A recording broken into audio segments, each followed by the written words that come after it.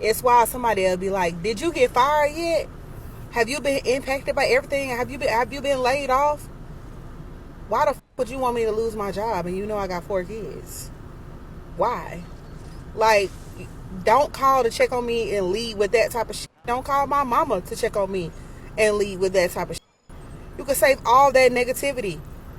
This shit happening to the federal employees is real as hell. And I don't need your negative, lingering ass spirits, your hating ass spirits.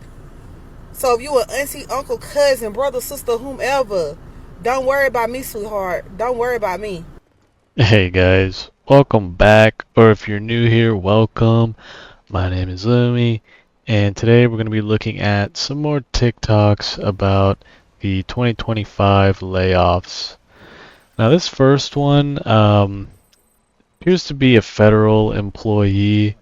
As you know, the government employs a very, very large amount of people.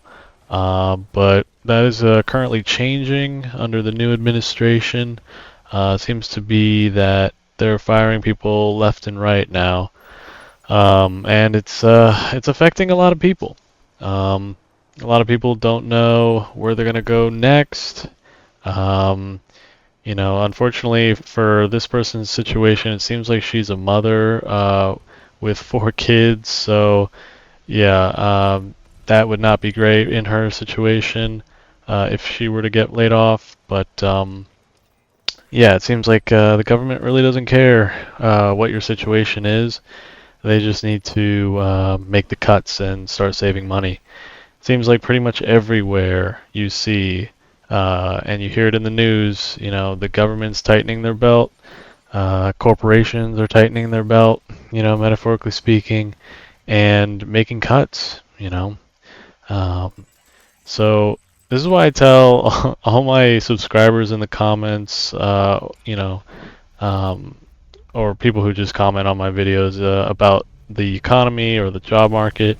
Like, if you have a job and you're thinking about jumping ship or quitting or just doing something else in your future that's not related to that job, I would highly recommend maybe putting that off a year or two because right now it's looking like we are entering a pretty rough job market, pretty rough economy all around. So if you have some sort of income, if you're working like a good job, and I don't really mean like, that's not to say like service jobs aren't good. I mean, sometimes they can be, but if you're like flipping burgers or something, like that's, probably not the best job. And I don't mean those kinds of jobs, I guess, because those are, I guess, they come and go pretty often. But I mean like more of like a corporate job or a high-paying job. If you've already if you have that and you're working that job,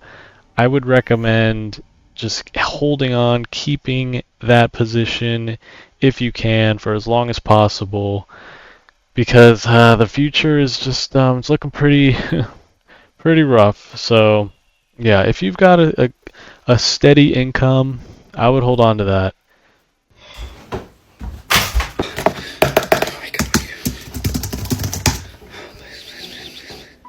Yes!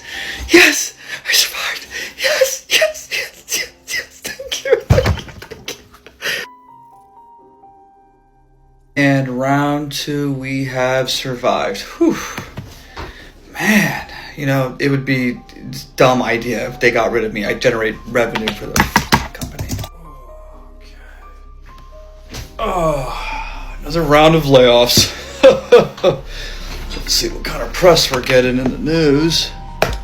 Just adjusting the team structure. You gotta cannot get laid off. Whew, yeah, we did not need that team. Maybe I should just apply to some jobs though. Organizational changes. Haven't heard that one before. There might have been a mistake. Wait a second. My email stopped working. Can't access the drive. IT must be doing maintenance again. Who else got let go? I'm the only one left in this Slack channel? No way. Yeah, this one's pretty funny. Never a good sign if you work for a large company and sometimes they won't even have a meeting with you. It'll just be you clock in one morning and you find that you can't log in, you can't talk to anyone in like Slack or Teams, and it's just you're like completely shut out. It's as if they like locked you out of the building, I guess, so to speak. If you work remotely, right? Like your job is basically the computer, and they completely cut you out. Um, so yeah, no, this one it's pretty funny how you can see the different generations reacting to it differently. Yeah, I feel like millennials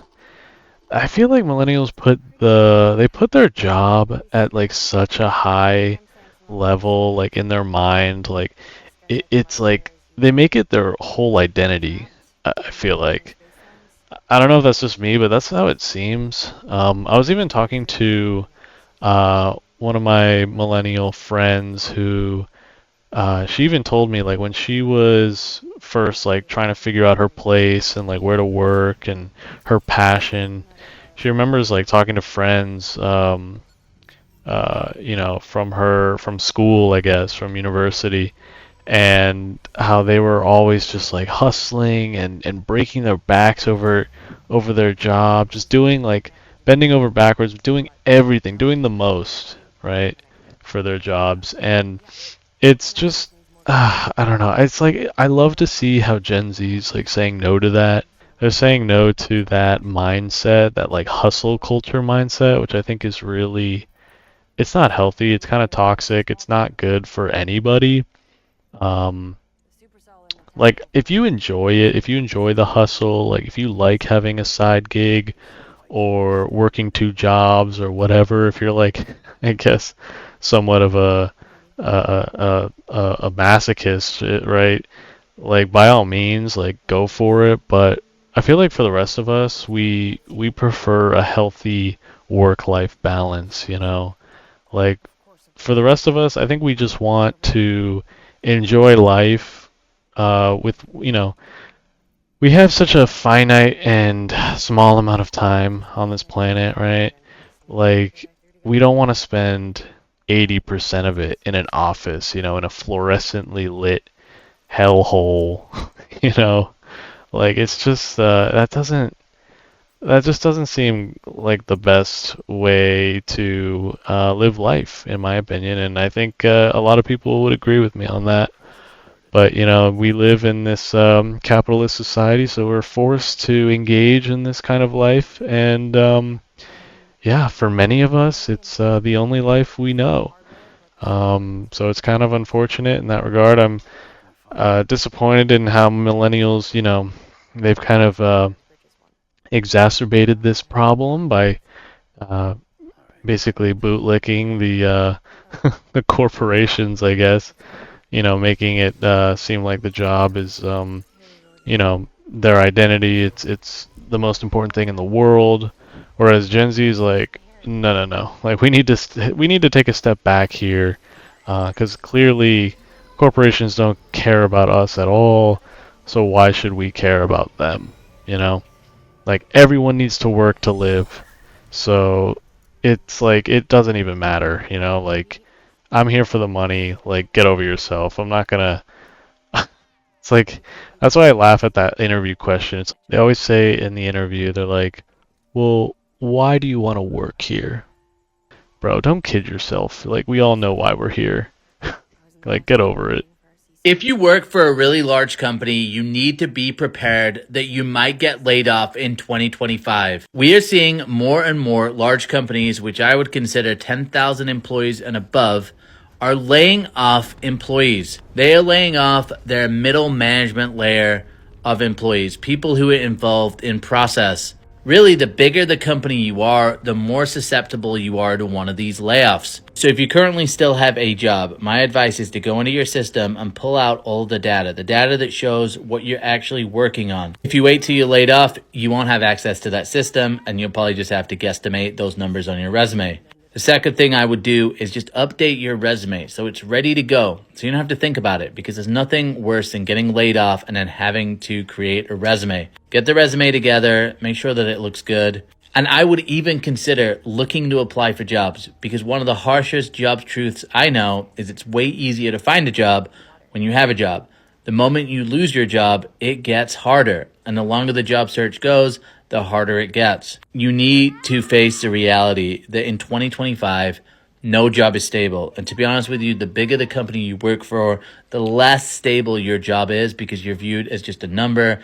You are literally viewed as an expense. And right now, big companies are looking to get more done with less people to increase their bottom line. They're cutting the biggest expense, which is basically people. Yeah, I guess that's the harshest truth about all this is like companies really do just view you as a number in the system. Really, they view you as like an expense, like you said, something they have to, constantly pay for, and you're basically like a utility, you know? You're not really a person in the company's eyes, and they'd much rather get rid of you if they can and push your workload onto someone else, some other poor person, and hope that, they can continue whatever it is that you were doing. I saw that happen so much at my old job. Like someone would get fired and then I would absorb their work or someone else would absorb their work and we would just continue. And as if they weren't even fired, like as if they were still here, but we would get more work, right? And so it put pressure on us and we would voice our frustrations that pretty much fell on deaf ears, and management would kind of just be like, "Oh, well, we're looking at hiring people to help you guys out," but it would never come. Like they would always just say they were looking, they would say they were looking, but it would never come. They figured that, if the work is still getting done at this capacity, then there's really no need to hire someone else.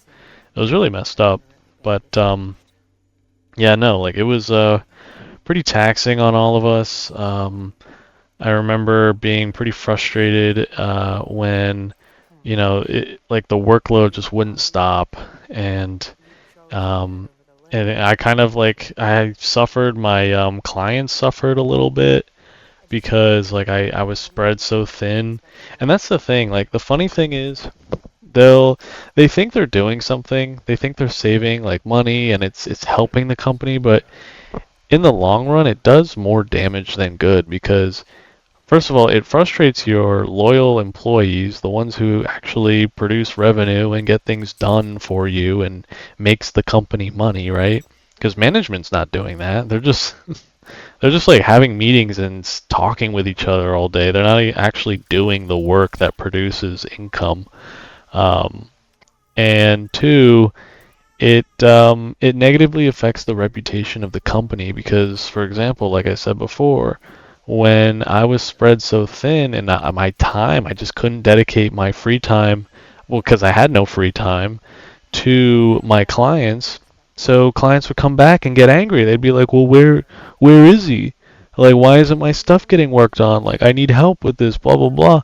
Like, so overall the company's reputation would go down because we were overworked, understaffed, it makes the whole thing kind of fall apart and it can become a domino effect real fast into bankruptcy. If clients start going elsewhere because you make them mad enough and they'll just say, you know what am I paying for? This is dumb. I'm not getting any value from this. I'm just going to go with a different company. And 9 times out of 10, like that's what they'll do. They'll just take their business elsewhere. Anyway, guys, I think I'm going to wrap this one up here. I hope you enjoyed. I hope you got something out of it. If you did, please give me a thumbs up down below. Dislike it if you dislike it. Let me know in the comments what you think.